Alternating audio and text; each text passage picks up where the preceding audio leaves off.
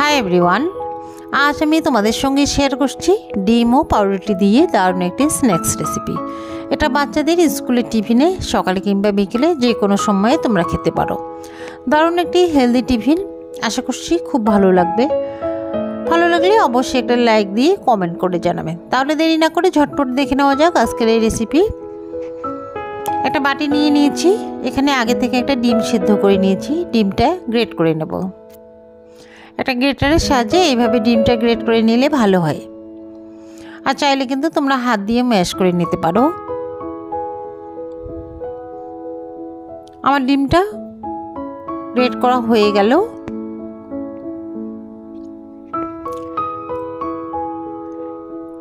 এবার এখানে দিয়ে দিচ্ছি 1 টেবিল চামচ ক্যাপসিকাম, যেটা আমি চিকন চিকন করে কেটে নিয়েছি। 1 টেবিল চামচ পেঁয়াজ, সেটা আমি কুচি করে নিয়েছি। 2টো কাঁচা লঙ্কা, 1 টেবিল চামচ গাজর একদম পাতলা করে গ্রেট করে নিয়েছি। স্বাদ মতো লবণ, হাফ চা চামচের থেকে কম চিলি ফ্লেক্স, ঝালটা নিজের পছন্দ মতো দেবেন। 1 চা চামচ দিয়ে দিলাম টমেটো সস। 1 চা চামচের 4 ভাগের 1 ভাগ দিয়ে দিলাম গোলমরিচ গুঁড়ো, আর হাফ চা চামচ দিয়ে দিলাম চাট মশলা। এগুলো এবার সবগুলো একসঙ্গে মিক্সড করে নেব। এটা চামচের সাহায্যেই আমি মিক্সড করে নিচ্ছি। এটা আমার ভালো করে মিক্সড করা হয়ে গেছে, একটা সাইডে রেখে দেব।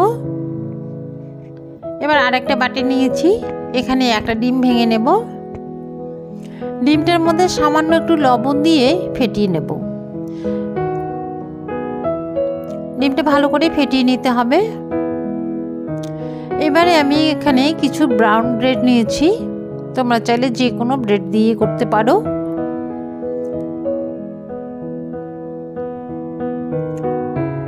এবারে আমি যে মিশ্রণটা তৈরি করে রেখেছি ব্রেডের উপর 1 চা চামচ দিয়ে দেব। তার উপরে আমি কিউব একটা চিজ নিয়েছি, সেটা গ্রেট করে দিয়ে দেব।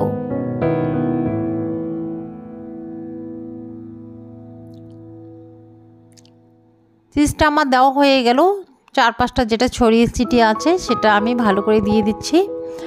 এবারে যে ডিমটা ফেটিয়ে রেখেছি চামচ দিয়ে সামান্য কিছু চতুর্পাশটা দিয়ে দেব, এটা আটার কাজ করবে।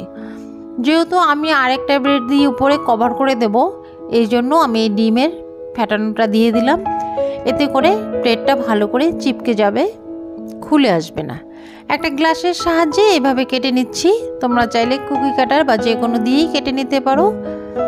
আর বাড়তি যে ব্রেডটা আছে আমি সেটা রেখে দেব, আমরা পরে অন্যভাবে এটাকে খেয়ে নেব। এবার 4 ধারটা এভাবে চেপে চেপে সিল করে দিতে হবে, যাতে করে ভিতরে পুরটা বের হয়ে না আসে। এভাবে হাত দিয়ে চেপে দিলে কিন্তু সিল হয়ে যাবে। একে একে আমি সবগুলো বানিয়ে নেব এভাবে। আর একটা বানিয়ে দেখাচ্ছি। এটা বানানো খুবই সোজা, কিন্তু খেতে অত্যন্ত টেস্টি হয়। এটা বাচ্চাদের যে কোনো সময় খুব কম সময়ে বানিয়ে দিতে পারবেন। এটা বানাতে খুব একটা বেশি সময় লাগে না, আর সাধারণ জিনিস দিয়ে এটা বানানো যায়, কিন্তু দেখতেও সুন্দর, খেতেও অনেকটাই টেস্টি। আবারও একটা বানিয়ে নিলাম। একইভাবে এটাকেও আমি সিল করে দিচ্ছি। আশা করছি আজকের এই রেসিপি তোমাদের খুব ভালো লাগবে। ভালো লাগলে লাইক দিয়ে কমেন্টে জানাবেন, আর চ্যানেলে নতুন হলে একটা সাবস্ক্রাইব করার অনুরোধ থাকলো। এবারে আমি একটা প্লেটে টোস্ট গুঁড়ো করে নিয়েছি। আমার কাছে ব্রেড ক্রাম ছিল না, তাই যদি তোমাদের কাছে ব্রেড ক্রাম থাকে ব্রেড ক্রাম দিয়ে তৈরি করতে পারো, নাহলে এইভাবে টোস্টের গুঁড়ো বা বিস্কুটের গুঁড়ো দিয়েও তৈরি করতে পারো। এবারে আমি যে ডিমটা ফেটিয়ে রেখেছি সেটার মধ্যে ব্রেডটা চুবিয়ে তুলব আর ব্রেড ক্রামে লাগিয়ে নেব। এইভাবে ভালো করে ব্রেড ক্রাম লাগিয়ে নিতে হবে। 1 কোট বা 2 কোট তোমরাও করতে পারো, আমি 1 কোটেই করলাম। 1 কোটে এটা সুন্দরভাবে হয়ে গেছে।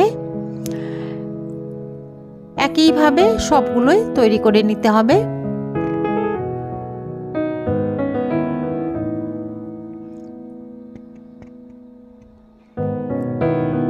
এটা বাচ্চা থেকে বড় সবারই খুবই পছন্দের একটি জিনিস, যে কোনো সময় খেতে পারে। এটা যেহেতু হেলদি একটা খাবার। সবগুলোই কিন্তু আমার হয়ে গেল। এবার আমি এটাকে ভাজতে যাব। গ্যাসের ওভেনে একটা ফ্রাই প্যানে তেল বসিয়ে দিয়েছি, সাদা তেল। তেলটাকে মিডিয়াম টু লোতে রেখেছি, হালকা গরম করে নিয়েছি। খুব একটা গরম করব না, খুব একটা বেশি গরম করলে উপর থেকে ডার্ক হয়ে যাবে, যেহেতু ব্রেড ক্রাম্ব দেওয়া আছে, তাহলে কিন্তু উপর থেকে পুড়ে যাবে, ভিতরে কিন্তু হবে না। আর আস্তে আস্তে এটা হলে একদম মুচমুচে হয়ে যাবে। 3 থেকে 4 মিনিট এটাকে লো টু মিডিয়ামের মধ্যে রেখেই ভাজতে হবে, তাহলে দেখবেন সুন্দর কিন্তু মুচমুচে হয়েছে, উপরটা ভিতরটা সফট আছে। এভাবে সুন্দর একটা কালার আসা পর্যন্ত ভেজে নিতে হবে।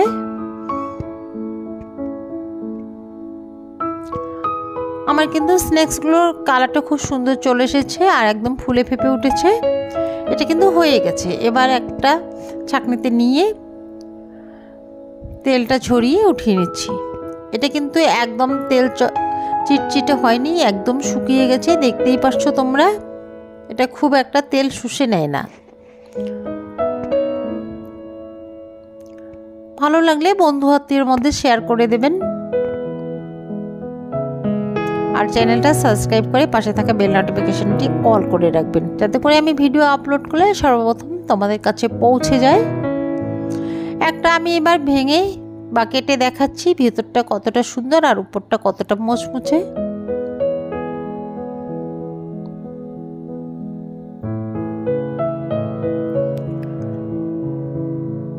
দেখেই বুঝতে পারছো তোমরা কতটা টেস্টি হতে পারে।